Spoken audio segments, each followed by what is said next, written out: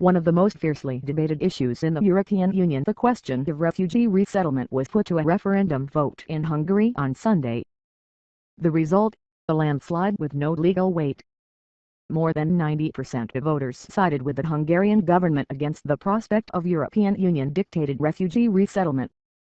The Associated Press reports that with nearly all the valid ballots counted, the tally stood at more than 98% of voters opposed to resettlement.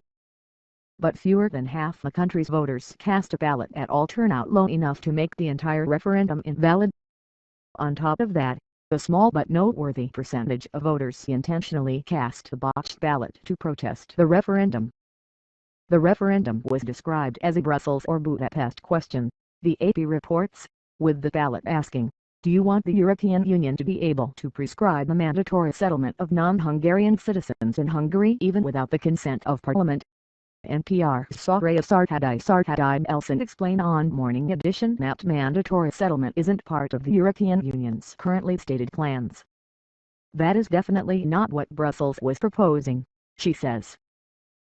What they wanted to do was relocate, maybe relocate, and only temporarily, so 1,300 refugees, just to help give some relief to other countries that were having issues with large numbers coming in. Whether it's relocation or resettlement, there is resistance in Hungary and across Europe to the idea of allowing What voters were telling me is that this is a Christian country here and they want it undiluted by immigrants, and that they want to preserve the Hungarian culture, Soraya says. But that sentiment wasn't enough to bring more than 50% of the country's voters to the polls. One Hungarian who stayed home, Central European University professor Szabolcs Pagani, told Soraya he didn't think the EU's quota system, even if it were ever mandatory, would result in refugees staying in Hungary.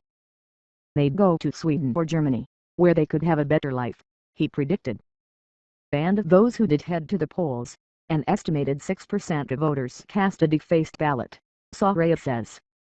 Many of them were inspired by a satirical political party called the Two-Tailed Dog Party, which crowdsourced a $150,000 billboard and poster campaign to mock and counter the referendum.